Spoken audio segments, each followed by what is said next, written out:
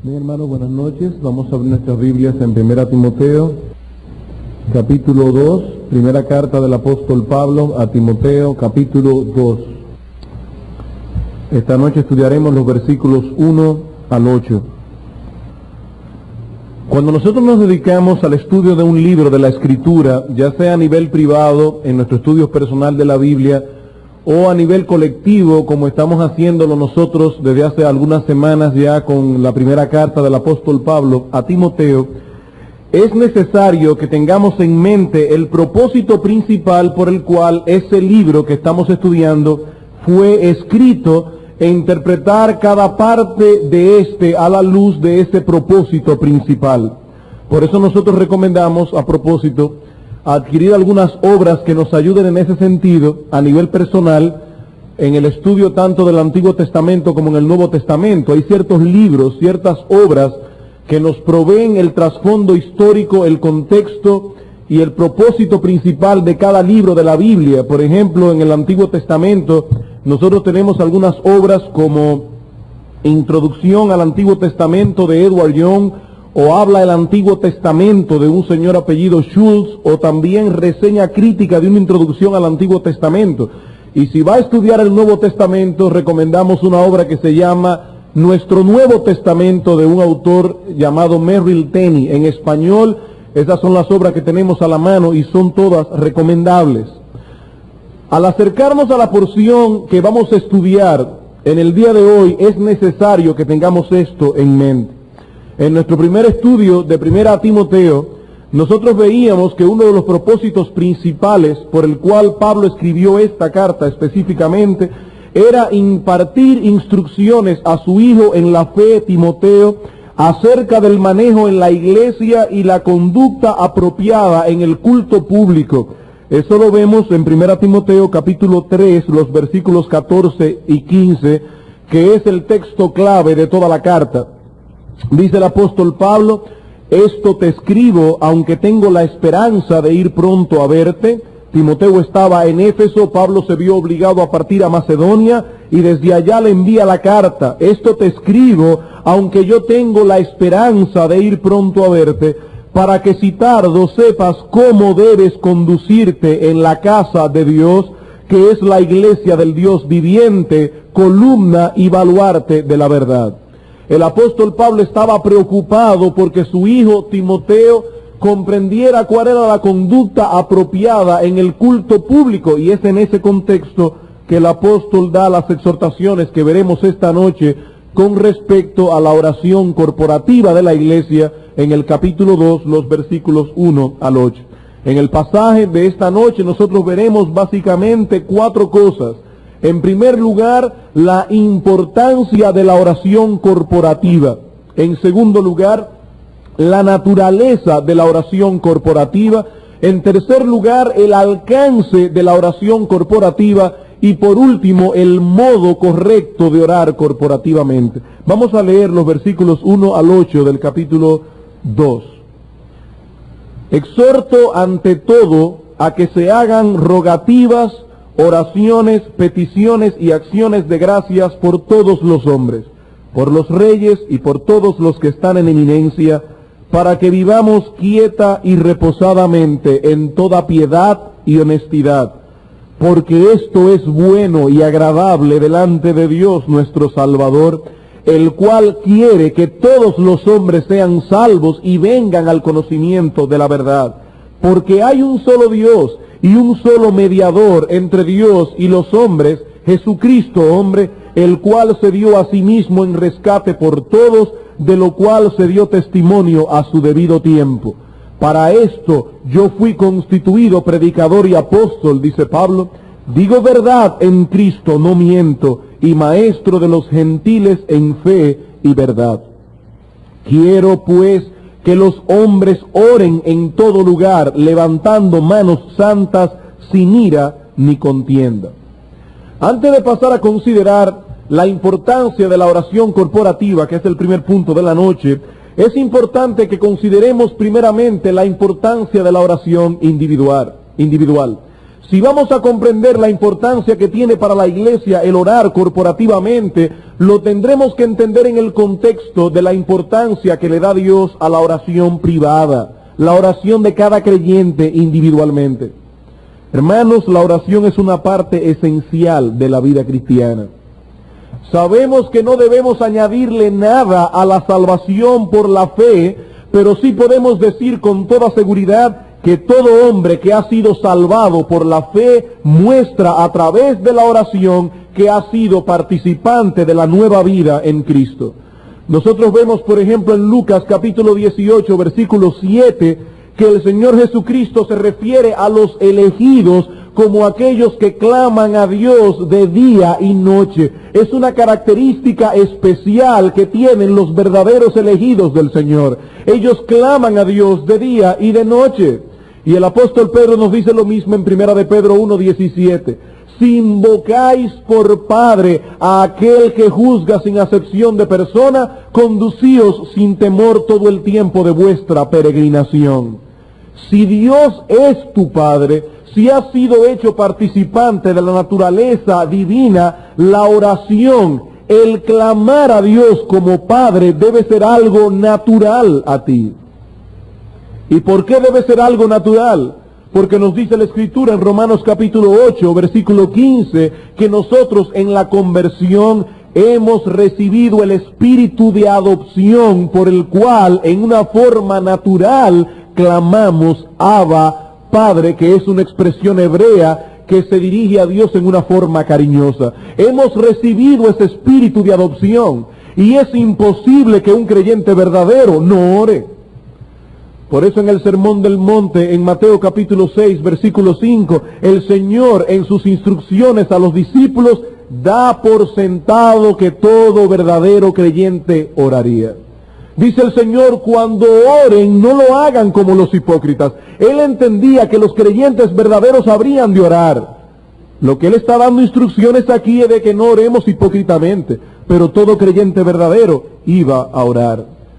Ustedes recuerdan, hermanos, cuando el apóstol Pablo se convierte en Hechos capítulo 9. Dice la Biblia que el Señor le dice a Ananías, un discípulo que estaba en Damasco, que fuera a ayudar a Pablo en sus primeros pasos de convertido. Pero Ananías estaba un poco nervioso con la encomienda, porque él sabía que el apóstol Pablo había sido un perseguidor de la iglesia. ¿Cuál es el argumento que le da el Señor a Ananías para probarle que Pablo verdaderamente se había convertido? En Hechos capítulo 9, versículo 11 le dice, ve Ananías, porque he aquí que él ora. Él está orando y eso es una prueba de que verdaderamente la vida de Dios ha transformado su ser. Por eso no nos extrañamos de que el salmista, en el Salmo 14:4, al hablar de los impíos, nos dicen que una característica de ellos es que no invocan el nombre de Jehová. Todo verdadero creyente ora. Todos aquellos que creen en Cristo y que por consiguiente han participado de la nueva vida en Él, manifiestan esa nueva vida orando. Es como la respiración en el recién nacido. Tan pronto sale de la madre, hay un dispositivo que activa sus pulmones y él comienza a respirar sin que nadie se lo enseñe. Aplicando eso a la vida espiritual podemos decir que cuando una persona nace de nuevo, de inmediato se activa un dispositivo en la vida interior de esa persona que activa sus pulmones espirituales y esa persona comienza en una forma natural a clamar a Dios. Ahora yo me pregunto, si la oración tiene tanta importancia en la vida de un creyente, ¿no deberíamos deducir con eso que cuando todos esos creyentes se reúnen como cuerpo, la oración debe ocupar un lugar preponderante en la vida de ese cuerpo? ¿No deberíamos deducir y llegar a la lógica conclusión de que si la oración es tan importante en la vida individual de cada miembro de la iglesia, cuando todos esos miembros se reúnen corporativamente, la oración debe ocupar un lugar principal? El apóstol Pablo dice en este texto, exhorto ante todo a que se hagan rogativas, oraciones, peticiones y acciones de gracias por todos los hombres. Timoteo, voy a darte una serie de exhortaciones que tienen que ver con el culto público, que tienen que ver con el manejo de la iglesia. y te exhorto ante todo a que tengas en cuenta la oración de la iglesia, la oración corporativa. Y como dice el comentarista Ellicott, esa frase ante todo no enfatiza prioridad de tiempo, sino de dignidad. En otras palabras, Pablo no está diciendo, Timoteo, lo primero que hay que hacer al comenzar el culto es orar. No, eso no es lo que está diciendo. La frase ante todo no enfatiza prioridad de tiempo, enfatiza prioridad de dignidad. Lo que nos está diciendo Pablo aquí es que la oración corporativa del pueblo de Dios reviste de mucha importancia para la vida de la iglesia. Hay solamente 2 ocasiones en que el Señor Jesucristo menciona la palabra iglesia en el Evangelio de Mateo. Una está en Mateo capítulo 16 y la otra en Mateo capítulo 18. Y en esa última referencia de Mateo 18 es interesante que en un texto de tanta trascendencia en el ministerio terrenal del Señor, el Señor habla de la oración corporativa. Dice en el Evangelio de Mateo capítulo 18, versículo 19, luego de haberle dado a la iglesia la potestad de juzgar dentro de sus miembros, otra vez os digo que si 2 de vosotros se pusieren de acuerdo en la tierra acerca de cualquiera cosa que pidieren, les será hecho por mi Padre que está en los cielos. Porque donde están 2 o 3 congregados en mi nombre, allí estoy yo en medio de ellos. En Mateo capítulo 6 el Señor había hablado de la oración individual. Cuando ores, entra en tu aposento y cerrada la puerta, ora a tu Padre que está en secreto y Él te recompensará en público. Pero el contexto de este mandamiento que aparece aquí no es la oración individual y privada. El Señor está hablando a su iglesia que habría de ser edificada en un futuro. Y Él entendía que una parte prioritaria, una parte importante, primordial de la vida de esa iglesia que habría de ser edificada en el día de Pentecostés era la oración corporativa. Y Él da una promesa aquí. Si se ponen de acuerdo en cualquiera cosa que pidieren a mi Padre, dice Cristo que el Padre lo va a hacer, que Dios responderá a esa oración de su pueblo. Por eso en Hechos capítulo 5, versículo 42, cuando el Espíritu Santo viene en el día de Pentecostés y nace la primera iglesia cristiana, la oración corporativa del pueblo de Dios ocupaba un lugar primordial. En Hechos capítulo 5 se nos habla de ese fantástico sermón que da Pedro en el día de Pentecostés y nace la primera comunidad cristiana. ¿Y cuáles eran las características de esa comunidad nueva que había recién nacido? Dice en Hechos capítulo 2, versículo 42, perseveraban en la doctrina de los apóstoles. Ya vimos eso cuando estudiamos todo el capítulo 1 de Primera Timoteo, la importancia que tiene la doctrina para una vida sana dentro de la iglesia. Perseveraban en la doctrina de los apóstoles, en la comunión los unos con los otros, en el partimiento del pan, pero también perseveraban constantemente en las oraciones.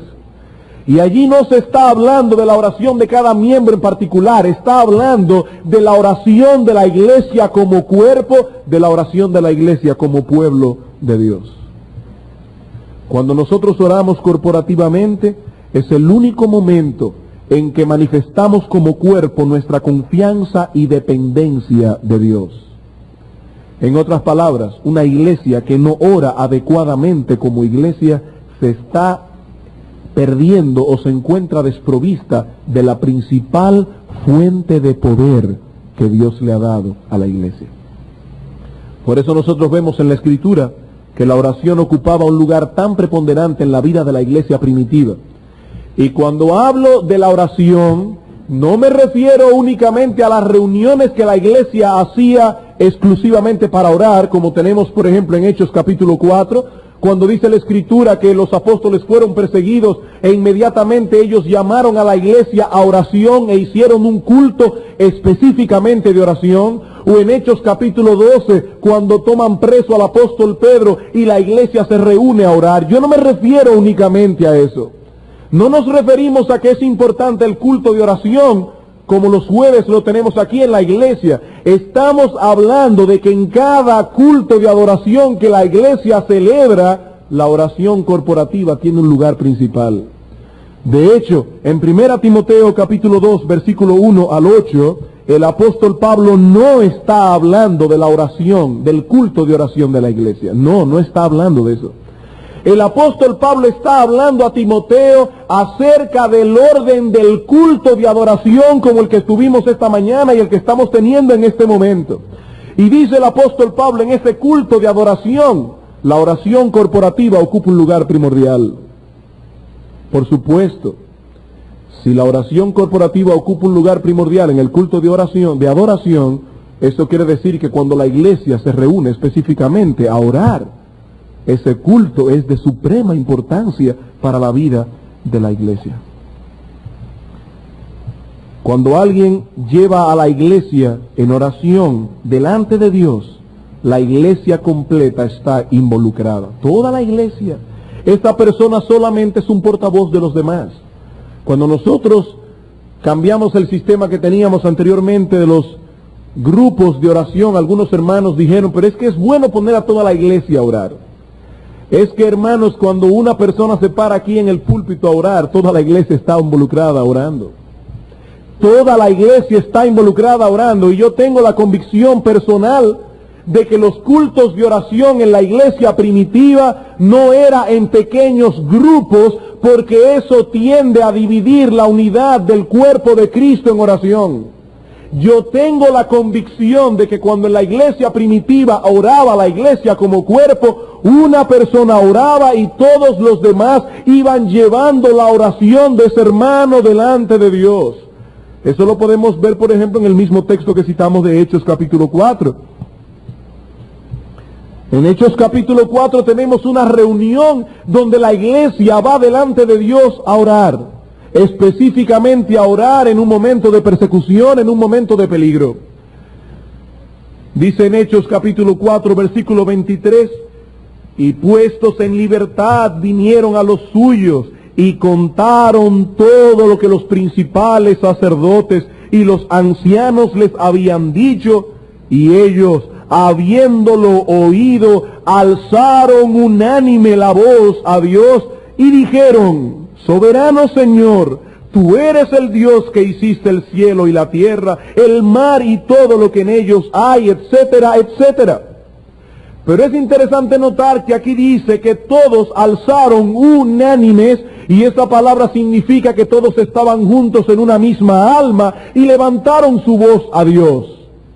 ¿Qué significa esto? Que cuando alguien va a orar en la iglesia, todo el mundo comienza a hablar en voz alta, como se hace en algunas iglesias. Por supuesto que no, eso es un caos total. Si eso hubiese sido así, de ninguna manera el historiador Lucas hubiera podido recoger cuál fue la oración que se hizo. Es obvio por el contexto del pasaje que un hermano de la iglesia se levantó, llevó la iglesia en oración delante de Dios y todos iban en un mismo corazón pidiendo juntamente con ese hermano. Eso lo vemos también en 1 Corintios capítulo 14. 1 Corintios capítulo 14. Aquí es un contexto diferente. En Hechos 4 es en el contexto de una reunión para orar, mientras que en 1 Corintios 14 está hablando del culto público, de la adoración de la iglesia como cuerpo. Y dice en el versículo 16, hablando de que debemos orar con el espíritu, pero también debemos orar con el entendimiento, dice: porque si bendices solo con el espíritu, el que ocupa el lugar de simple oyente, ¿cómo dirá el amén a tu acción de gracias? Pues no sabe lo que has dicho. Cuando toda una iglesia comienza a orar, todo el mundo, nadie puede decir amén a la oración del que está al lado, porque todo el mundo está hablando al mismo tiempo. Y dice el apóstol Pablo, si entra un indocto, un inconverso a la iglesia, y todos están hablando, ¿no pensarán que están locos? Sin embargo, aquí está hablando de un hermano que está llevando la iglesia en oración, en una forma comprensible al oído de los demás, y los que tienen el lugar de simple oyente van diciendo amén. Y la palabra amén en hebreo quiere decir así se haga, así sea. Yo estoy de acuerdo con ese hermano, yo me estoy poniendo en acuerdo con este hermano que está orando en voz alta y estoy, oh Señor, diciendo exactamente lo mismo que él. Eso era una costumbre que la iglesia primitiva adoptó de la sinagoga. En la sinagoga había un hermano o un judío que se paraba a orar y todos iban diciendo amén, amén. Yo estoy de acuerdo con lo que este hermano está diciendo. La oración corporativa ocupa un lugar importante en la vida de la iglesia, de suprema importancia. Ahora yo me pregunto, hermanos, si la oración corporativa ocupa un lugar tan importante en la vida de la iglesia, ¿no se supone que todo creyente debe encontrarse allí como parte de ese cuerpo que es, a menos por supuesto que una causa muy justa le impida estar presente?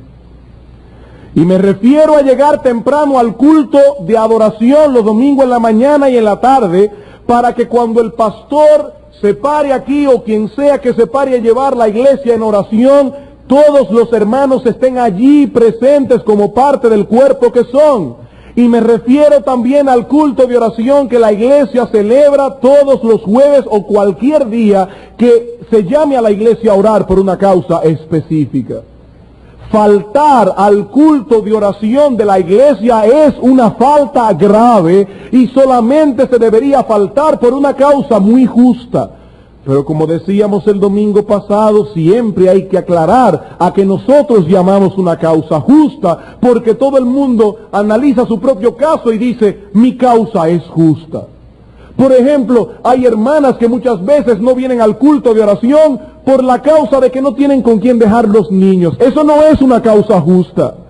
En millones de iglesias alrededor del mundo no hay cuidado de niños y las hermanas van a su iglesia a adorar al Señor y a orar también. Y si no hay quien cuide el niño, siénteselo en la pierna y enséñelo a estar tranquilo durante 2 horas, porque es importante venir al culto de oración, a venir delante de la presencia del Señor. Eso no es una causa justa. Es de suprema importancia para la vida de la iglesia venir delante del Señor en oración, porque estamos como cuerpo manifestándole a Él que dependemos de Él, que confiamos en Él y que somos parte de este cuerpo. Que somos parte de este cuerpo. Y por otra parte, si el culto de oración de la iglesia reviste de tanta importancia, hermanos, no debemos permitir que en el momento en que alguien está llevando la congregación en oración delante de Dios, nuestra mente divague. Y recuerden que dice la Escritura que la carne está contra el espíritu está contra la carne. El espíritu siempre está dispuesto a las cosas espirituales, pero la carne es débil. Y cuando el hermano que vaya a dirigir la iglesia en oración dice vamos a orar, inmediatamente la carne va a comenzar a trabajar.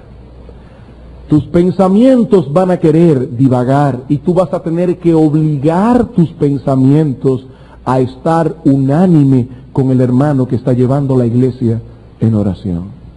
El apóstol Pablo nos dice en 1 Timoteo capítulo 2, Timoteo, te escribo esta carta porque quiero que sepas cómo debes conducirte en la casa de Dios.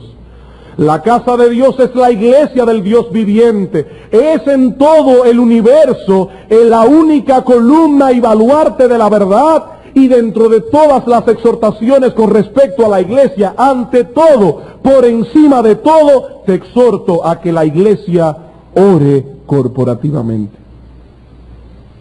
Ore corporativamente. Ahora bien, ¿qué tipo de oración es la que la iglesia debe ofrecer cuando se acerca a Dios corporativamente? Pablo usa 4 palabras aquí para describirnos la naturaleza de la oración corporativa. Ya hemos visto la importancia de la oración corporativa, pero vamos a ver ahora la naturaleza de esa oración, estudiando brevemente las 4 palabras que usa el apóstol Pablo aquí. Dice él, exhorto a que se hagan rogativas, oraciones, peticiones y acciones de gracias por todos los hombres. Por supuesto, tenemos que tener cuidado al tratar de diferenciar términos que están muy cerca el uno del otro, sobre todo en el caso de los primeros 3, Pero yo tengo la convicción de que el apóstol Pablo no estaba aquí hablando palabras de más. Él no estaba simplemente amontonando palabras en el texto, sino que cada palabra tiene un énfasis especial con respecto a la naturaleza de la oración corporativa. La primera palabra que usa el apóstol Pablo aquí, rogativas, se deriva de un término que significa estar en necesidad. En otras palabras, nos presenta la oración como ese clamor que brota de un corazón que está consciente de su necesidad y al mismo tiempo está consciente de que Dios, el soberano Dios de los cielos, es la única fuente que puede suplirla. Eso es la oración corporativa. Se trata de una súplica humilde a través de la cual manifestamos nuestra dependencia de Dios. Es una iglesia que entiende su necesidad. Es una iglesia que no está confiada en la capacidad de sus pastores. Es una iglesia que no está confiada en la capacidad de los maestros de escuela dominical. Es una iglesia que tiene su confianza puesta en Dios y como entiende que sus predicadores son unos pobres mortales que si no fuera por la ayuda del Espíritu no podrían edificar a nadie, ellos llevan la iglesia constantemente en oración delante de Dios. Ellos están conscientes de su necesidad y por eso oran. El segundo término que usa el apóstol Pablo aquí es la palabra que se usa comúnmente para señalar en la Biblia todo tipo de oración. Podemos definirla como todo discurso reverente que dirigimos a Dios. Y por lo tanto el énfasis de la palabra oraciones que aparece en el texto es que esa oración corporativa debe ser un discurso reverente que presentamos a Dios. Enfatiza la reverencia y la adoración en la oración corporativa. Es por esa razón también, hermanos, que cuando los pastores o quien sea que vaya a orar y a dirigir la iglesia corporativamente en oración, los hermanos diáconos no permiten que nadie entre al salón de culto en el tiempo en que se está orando. ¿Por qué? Porque eso es una irreverencia al Señor y se supone que en ese momento la iglesia debe estar en la más completa reverencia delante del Señor, delante de Dios. La tercera palabra que usa Pablo aquí es bien interesante, sobre todo en el contexto en que aparece, porque literalmente esta palabra que Reina Valera traduce peticiones, significa reunirse para conversar libremente con alguien o tener libre acceso a alguien. De ahí que en ciertos casos esta palabra llegó a significar rogar en favor de otro. Es decir, ya que yo tengo libre acceso al trono de Dios, el apóstol Pablo le está diciendo a la iglesia aquí, utilicen esa libertad que tienen para acercarse con osadía, como dice Hebreos 4, al trono de Dios en favor de otras personas. Y por eso se traduce peticiones. Es decir, intercesiones que hacemos por otras personas. Y el último término que usa Pablo aquí es interesante también porque complementa el círculo de la oración corporativa. Es decir, ya que las bendiciones vienen de Dios, nosotros se las devolvemos a Él en forma de acción de gracias. Por eso dice Él aquí, rogativas, oraciones, peticiones y acciones de gracias por todos los hombres. Por lo tanto, lo que vemos en estas 4 palabras que usa el apóstol en este texto es que la oración corporativa del pueblo de Dios debe brotar de un corazón necesitado o de una iglesia necesitada que reconoce a Dios como la única fuente de bendición. Esa oración debe ser hecha con reverencia y adoración, debe incluir ruego por otros y debe estar enmarcado en un espíritu de gratitud. Esa es la naturaleza de la oración corporativa, tal como el apóstol Pablo la presenta en nuestro texto. Ahora debemos recordar, hermanos, porque este texto no está fuera de su contexto, que Timoteo estaba enfrentando en Éfeso, donde estaba ministrando, una lucha ministerial con los maestros del error. Recuerden eso porque lo estuvimos viendo durante todo el capítulo 1 de 1 Timoteo. Estos maestros del error provenían básicamente de 2 fuentes. Algunos provenían del judaísmo, otros venían del gnosticismo incipiente que estaba en boga en la época del apóstol. Tanto los judíos como los gnósticos eran falsos maestros exclusivistas. Los judíos tenían una exclusividad de raza, los gnósticos tenían una exclusividad intelectual. Por eso ahora el apóstol Pablo tiene que instruir a Timoteo no solamente acerca de la importancia de la oración corporativa y de la naturaleza de esa oración, sino también acerca del alcance que debe tener este tipo de oración. Pablo quiere decir a Timoteo por quiénes debía orar la iglesia y por qué, y por eso dice: exhorto ante todo a que se hagan rogativas, oraciones, peticiones y acciones de gracias por todos los hombres, inclusive por los reyes y por todos los que están en eminencia. La iglesia no debe orar simplemente por un grupo de personas.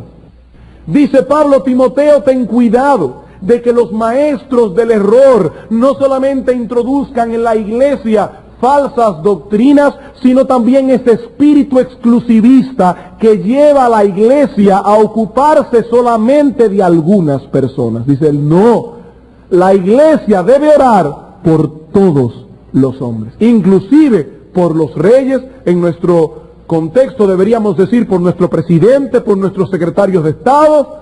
Debemos orar por nuestros gobernantes. ¿Significa esto que al orar debemos pedir por todos y cada uno de los componentes de la raza humana? Por supuesto que no. ¿Significa esto entonces que al orar corporativamente debemos orar por todas y cada una de las naciones que componen el globo terráqueo? Por supuesto que no, porque no terminaríamos nunca el culto de oración. Eso no es lo que el apóstol Pablo está diciendo aquí. Cuando la Escritura usa la expresión todos, no siempre la usa en un sentido literal, sino más bien en un sentido general, como la usamos nosotros en nuestras conversaciones normales. Cuando usted le dice a una persona que en la casa de fulano de tal, en la fiesta tal, estaba todo el mundo, ¿usted quiere decir literalmente que todos y cada uno de los componentes de la raza humana estaban en esa fiesta? Por supuesto que no. Por supuesto que no. Cuando usted diga vengan todos, ¿quiénes son todos?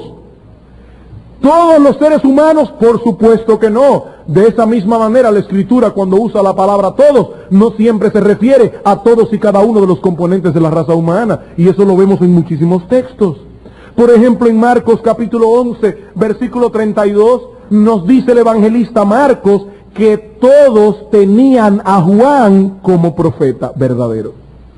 No significa esto, por supuesto, ni siquiera que todos los judíos creían eso, ni siquiera los judíos.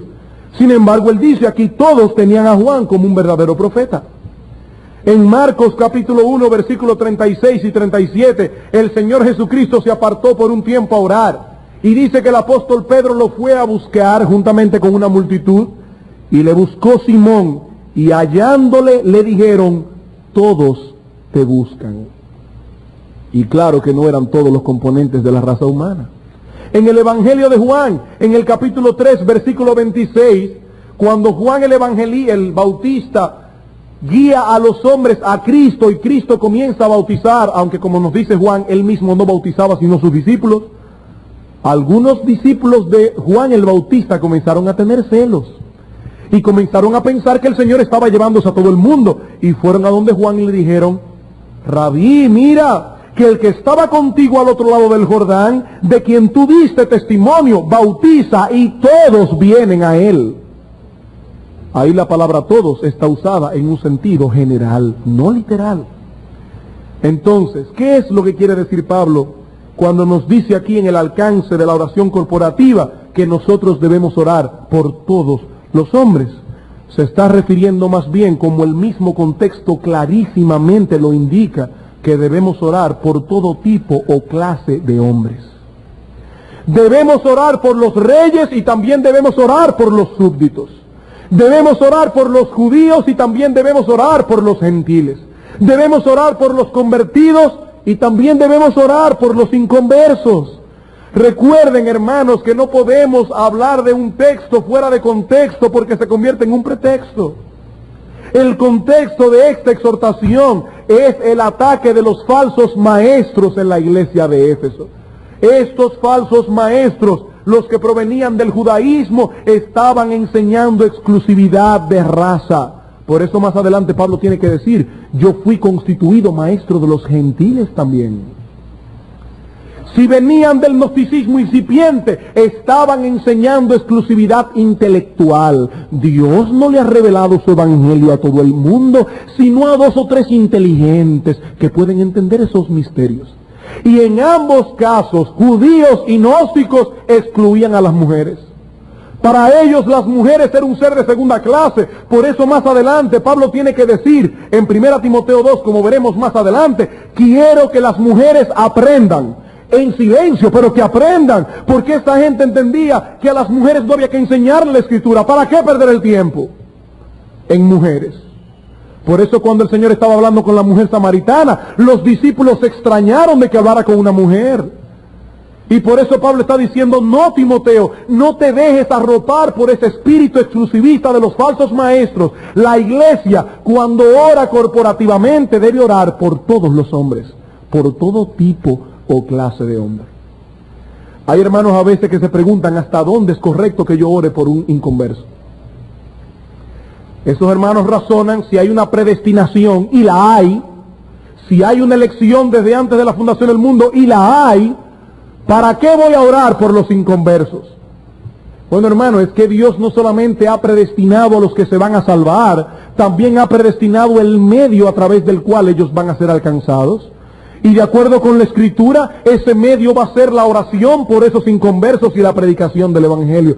Y nosotros vemos en la Biblia muchos ejemplos de oraciones evangelísticas. Por ejemplo, en Números, en el libro de Números capítulo 11, aquí tenemos a Moisés orando evangelísticamente por el pueblo de Israel.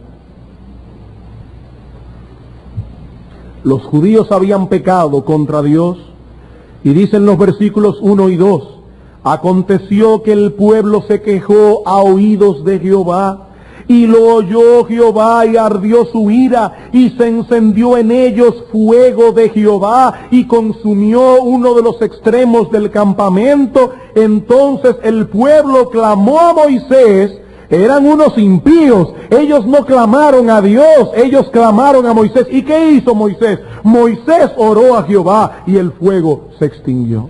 Aquí vemos a Moisés, el gran líder, sacando a su pueblo, orando por un grupo de personas inconversas. Podemos llamarle a esto una oración evangelística. En el capítulo 14 vemos exactamente lo mismo. En el capítulo 14 de Números, en los versículos 17 al 19, el pueblo de Israel volvió nuevamente a pecar contra Dios. ¿Y qué hace Moisés? Moisés oró al Señor. Ahora pues yo te ruego que sea magnificado el poder del Señor, como lo hablaste diciendo, Jehová tardo para la ira y grande en misericordia, que perdona la iniquidad y la rebelión, aunque de ningún modo tendrá por inocente al culpable, que visita la maldad de los padres sobre los hijos hasta los terceros y hasta los cuartos. Pero noten ahora la oración de este hombre: perdona la iniquidad de este pueblo según la grandeza de tu misericordia. Él estaba orando evangelísticamente por estos hombres.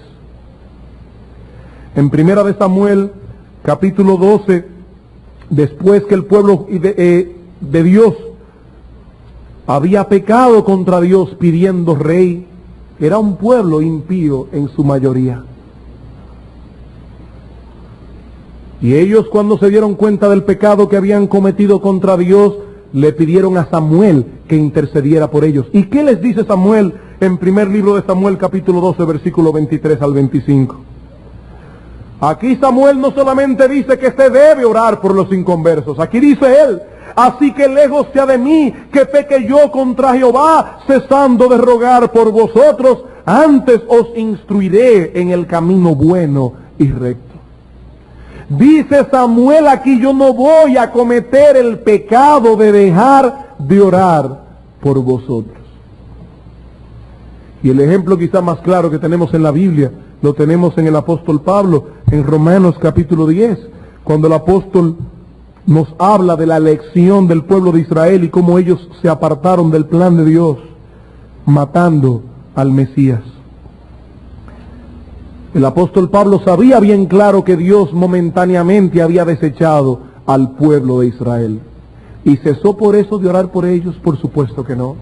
Dice en Romanos capítulo 10, versículo 1, hermanos, ciertamente el anhelo de mi corazón y mi oración a Dios por Israel es para salvación.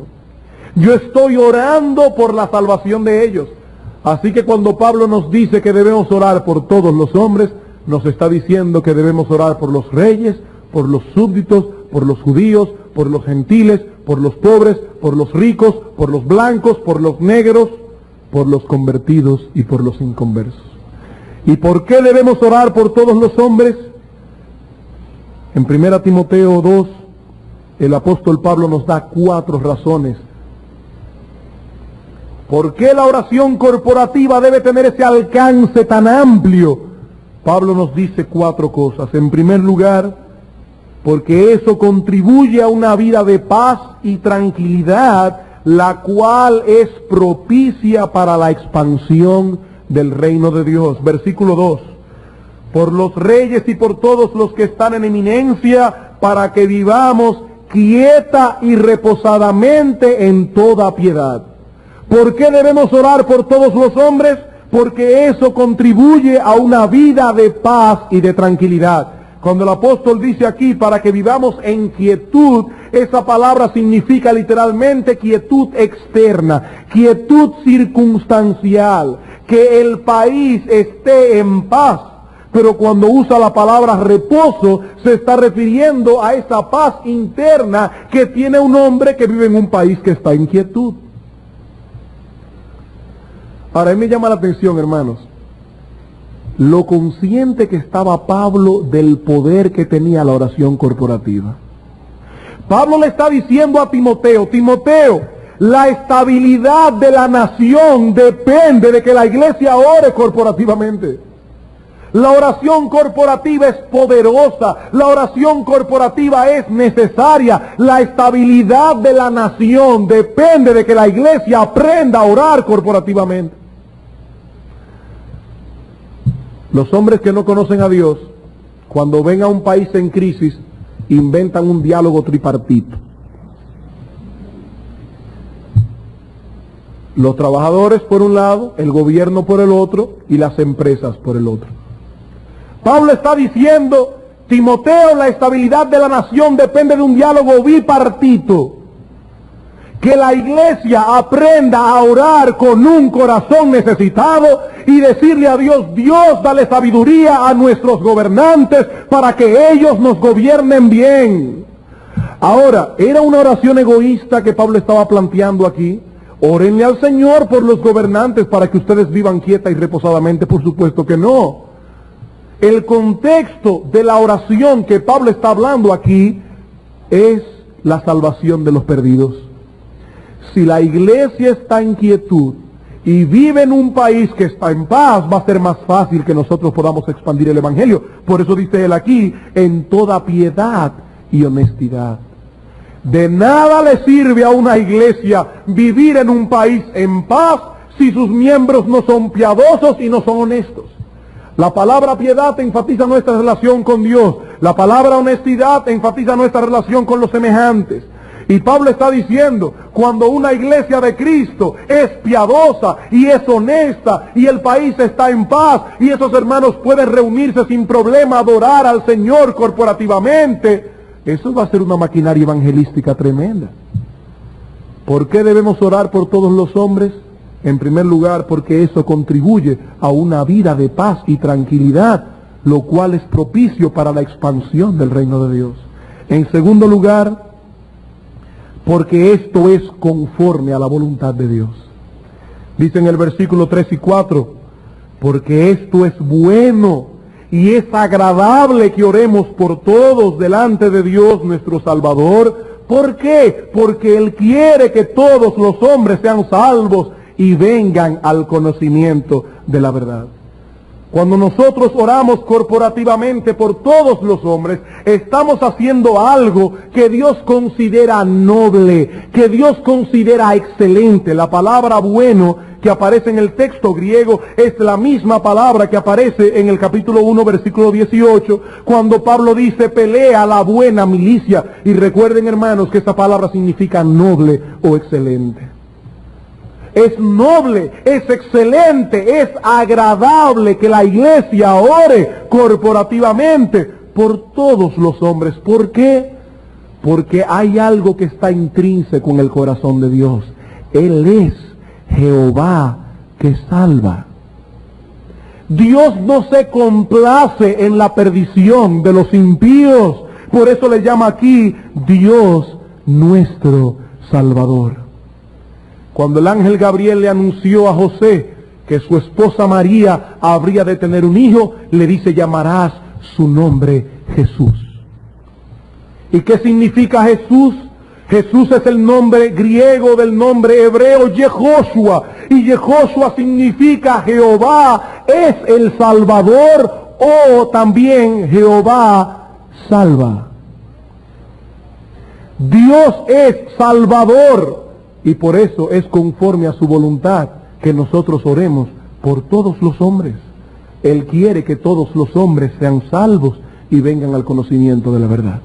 Por supuesto, ya sé que algunos deben estar pensando, ¿cómo nosotros podemos congeniar este texto con otros textos que la Biblia enseña que Cristo murió por sus elegidos? ¿Cómo podemos congeniar con ese texto que el mismo Señor Jesucristo dijo, yo no oro por el mundo, yo ruego solamente por aquellos que me diste y por los que han de creer en mí por la palabra de ellos? ¿Cómo podemos congeniar una cosa con la otra? Hermanos, vuelvo a repetir exactamente lo mismo que decía ahorita. No podemos interpretar este texto fuera de su contexto.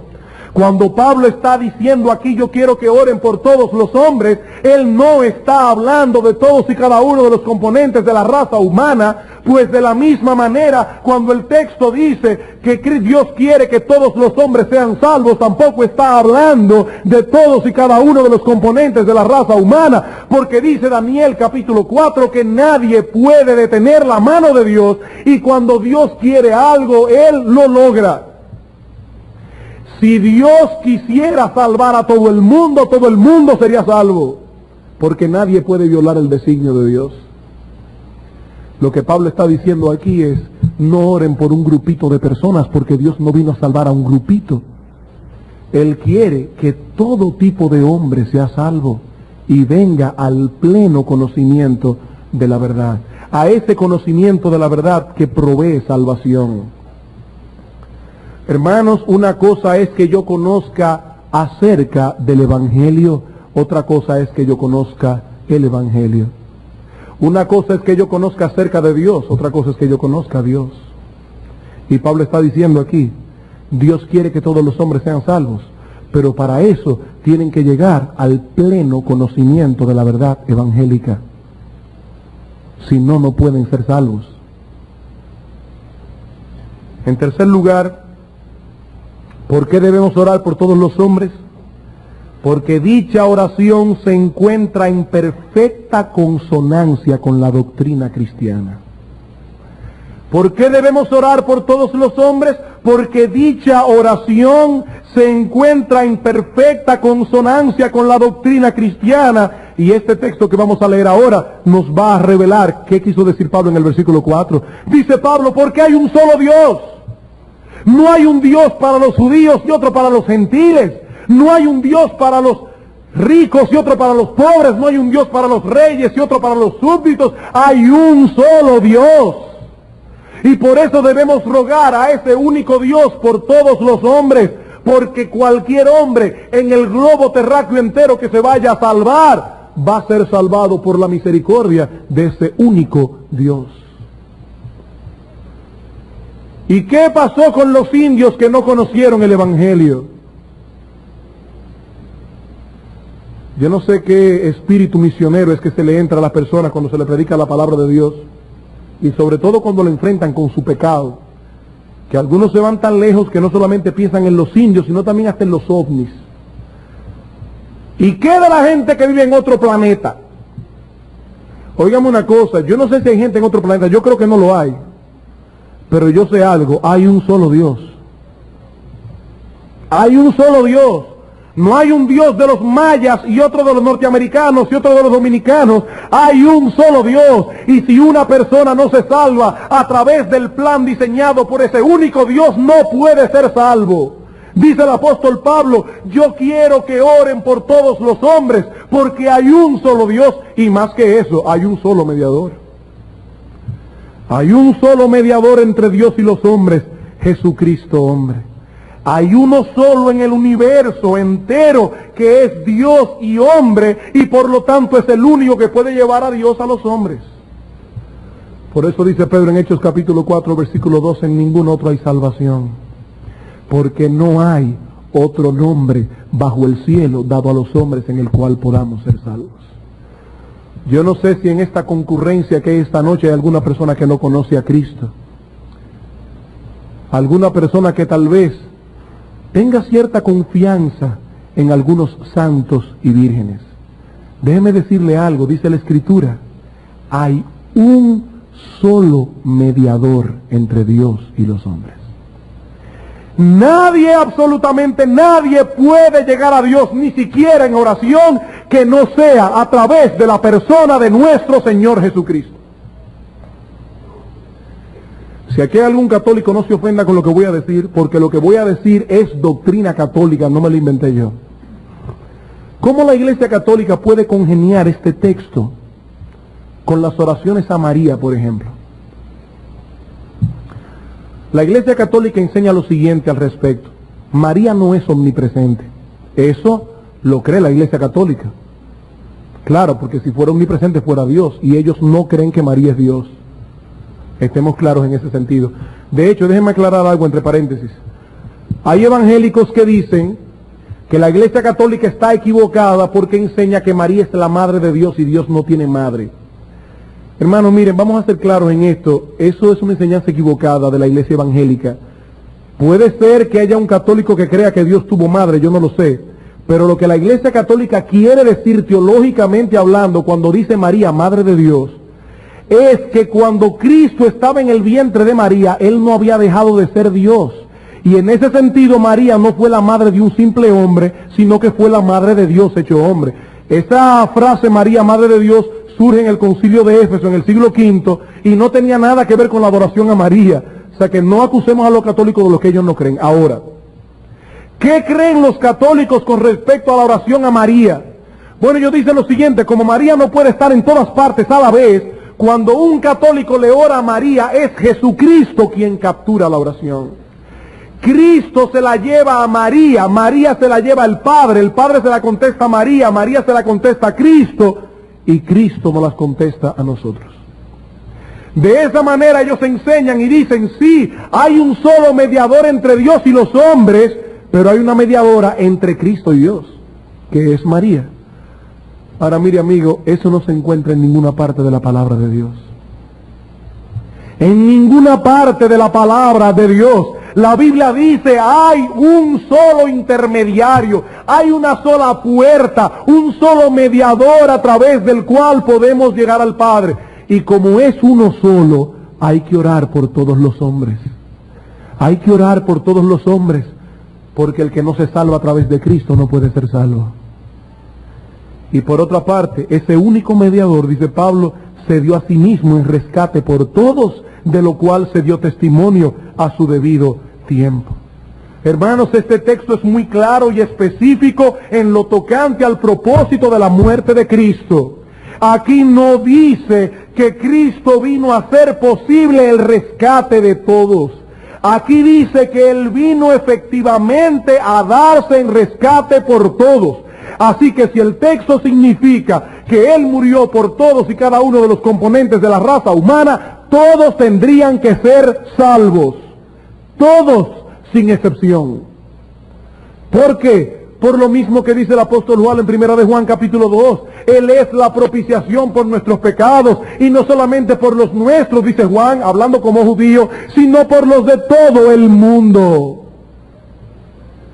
Él es la propiciación por el pecado de todo tipo de gente.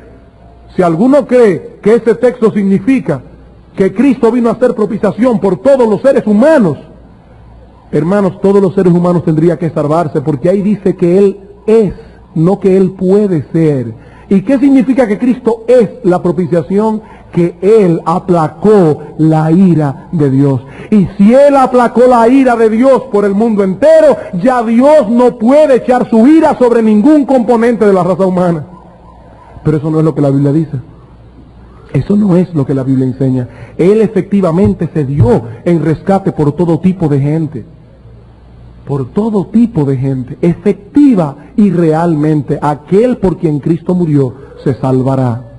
Como dice John Owen, ese famoso teólogo puritano, en su tremenda obra, La muerte de la muerte en la muerte de Cristo, dice él, si Cristo murió por todos, todos tendrían que salvarse. ¿Por qué? Porque si alguno alega diciendo, no, pero espérate, Él murió por todos, pero tienen que creer para salvarse. No, espérate, que ese Cristo murió por todos los pecados de todos los hombres. La incredulidad también es un pecado y estaba incluida en la muerte de Cristo. Así que ni la incredulidad haría perder a un hombre. Hermanos, Cristo murió por aquellos que el Padre eligió desde antes de la fundación del mundo. Y aquí Pablo está diciendo, oren por todo tipo de personas, porque eso está de acuerdo con la doctrina que nosotros profesamos creer. Y en cuarto lugar, dice Pablo, porque esta oración está en armonía con el ministerio que Dios me ha encomendado. Versículo 7. Para esto yo fui constituido predicador y apóstol, digo verdad en Cristo, no miento, y maestro de quienes, de los gentiles en fe y verdad. ¿Qué está diciendo Pablo aquí? Y aquí se ve más claro que en ningún otro versículo del capítulo. Oren por todo tipo de hombres, no solamente por los judíos, como están enseñando los maestros del error, porque yo fui constituido predicador y apóstol de los gentiles.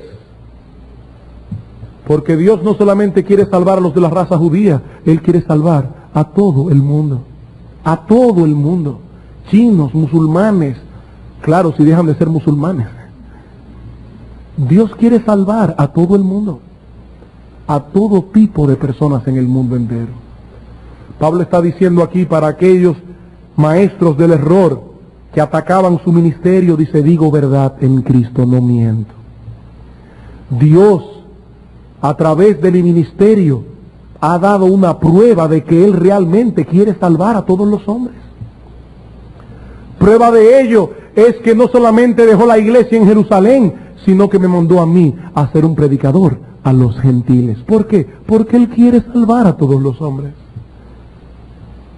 Y no solamente predicador, dice Pablo, también maestro para edificarlos en la fe cristiana. Entonces, hermanos, hemos visto la importancia, la naturaleza y el alcance de la oración corporativa. Permítame ahora considerar en una forma muy breve el modo de orar corporativamente. Versículo 8. Quiero pues, concluye Pablo, que los hombres oren en todo lugar, levantando manos santas sin ira ni contienda. ¿Cuál es el modo de orar corporativamente? Pablo dice en primer lugar que debe hacerse con reverencia. Muchas personas han puesto mucha atención al hecho de que Pablo mencione aquí que se debía orar levantando las manos. Otros, para evadir el problema, dicen, no es importante la postura física al orar. Pero hermanos, nosotros no debemos caer en ninguno de los dos errores. No debemos enseñar de ninguna manera que es necesario que la persona que se pare a orar corporativamente llevando a la iglesia en oración debe levantar las manos. Pero tampoco debemos caer en el error de decir que la postura física no es importante al orar. ¿Cómo podemos congeniar estas cosas? Cuando nosotros hacemos un estudio en la Biblia de la forma o de la postura física que tomaron algunos hombres de Dios para orar, vamos a descubrir que algunas personas oraron de pie, como es el caso de Cristo caminando al huerto de Getsemaní. Otras personas oraron con las manos extendidas, algunos levantadas al cielo. Otras personas oraron con la cabeza inclinada.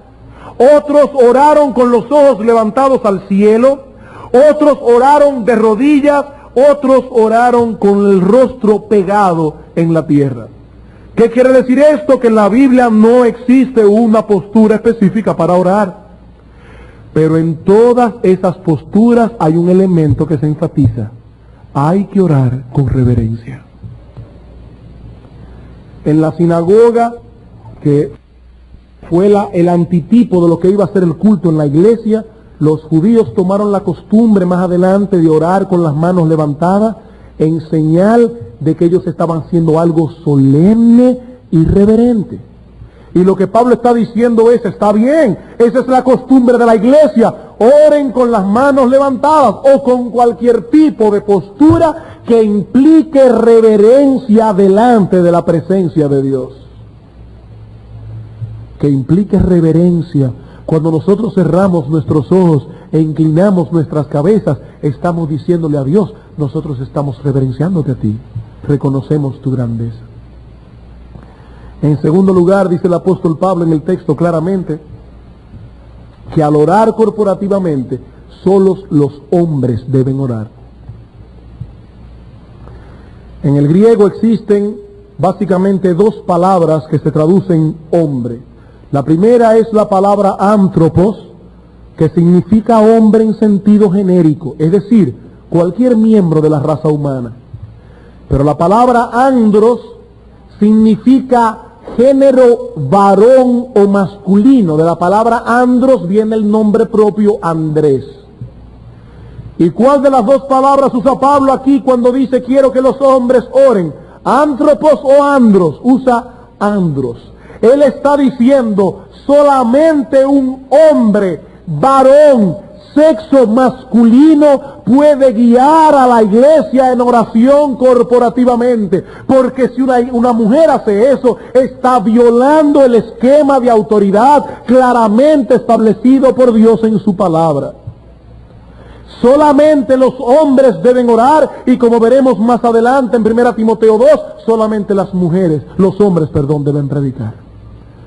La mujer aprenda en silencio, con toda sujeción. Dice Pablo, yo no le permito a la mujer enseñar, no le permito a la mujer ejercer autoridad sobre el hombre, y ahora dice, tampoco le permito orar corporativamente. Oigan lo que estoy diciendo, hermanos, corporativamente. Es mi opinión personal, y con esto digo, cualquiera puede estar en contra de ello, que este texto no incluye, por ejemplo, el devocional familiar. Yo no creo que hay ningún problema personalmente en que al momento en que la familia se reúne para estudiar la palabra de Dios y para orar como familia, que el esposo como cabeza de la casa le diga a la mujer, mi amor, guíanos en oración. Yo no creo, porque aquí está hablando de la iglesia, Más pecaminoso es que en el culto de oración familiar la esposa le diga, ora, como ocurre muchas veces. Eso sí es una violación a la autoridad. Tampoco creo que tenga que ver con la bendición de los alimentos. Pablo está hablando aquí de lo que el texto me indica, el culto público. Y él está diciendo, en el culto público, cuando la iglesia se reúne como iglesia, yo quiero que los hombres, varones, masculinos, que ellos oren. Y en tercer lugar, dice Pablo, que estos deben tener una actitud interna correcta. Dice, levantando manos santas, sin ira ni contienda. La persona que sirva de portavoz para llevar a toda la iglesia delante de Dios debe estar segura de que en su vida no hay impedimentos que puedan obstaculizar que su oración sea escuchada. Él está llevando a la iglesia delante de Dios. En conclusión, hermanos, cuando nosotros estudiamos este texto, de inmediato nos damos cuenta de que la oración corporativa posee una importancia capital en la vida de la iglesia local. de todas las exhortaciones que Pablo va a dar a Timoteo respecto al orden del culto público, la primera de todas tiene que ver con la oración de la iglesia.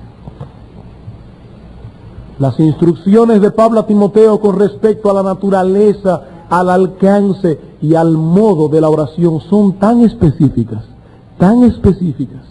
que eso nos revela el corazón del autor. Él estaba realmente preocupado porque cuando la iglesia orara, lo hiciera en una forma correcta. Ahora yo me pregunto, hermanos, ¿estamos nosotros como congregación, como iglesia, dándole a la oración corporativa la misma importancia que Dios le da? O vamos a hacer la pregunta más personal, a un nivel más personal.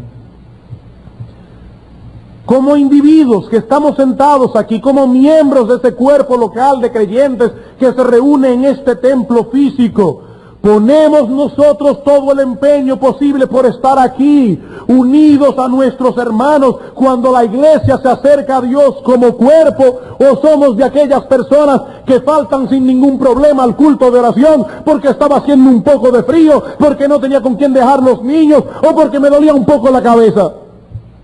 La oración corporativa de la iglesia es de suprema importancia. Es el momento cuando la iglesia como cuerpo le dice a Dios: Señor, nosotros no confiamos en nadie fuera de ti. Tú eres nuestro Dios y estamos manifestando nuestra dependencia, nuestra confianza, nuestra adoración como cuerpo. Y faltar en ese momento a la iglesia debe ser por una causa muy importante. Que tienes un hijo enfermo. Yo lo entendería. Eso es una causa justa. Pero hermanos, honestamente, ¿cuántas veces faltamos al culto de oración por una causa que no tiene ningún peso? Ningún peso. Que el Señor nos ayude a que como iglesia podamos corregir lo deficiente antes de que llegue un momento que nuestra actitud le diga a Dios: Señor, nosotros predicamos que nuestra confianza está en ti, pero en realidad eso no es así. Nosotros sencillamente no te necesitamos. Quiera Dios que el Espíritu Santo no permita nunca que esta iglesia llegue a ser una iglesia de Dios sin Dios. Vamos a orar.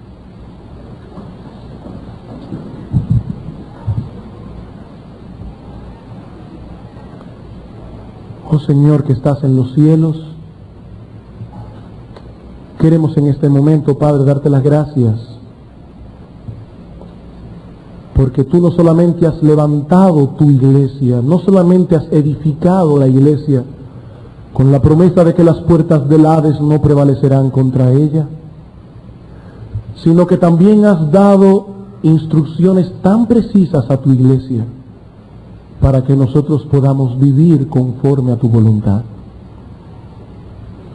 Oh Dios, nosotros vemos en este texto qué importante es que vengamos como cuerpo delante de ti en oración.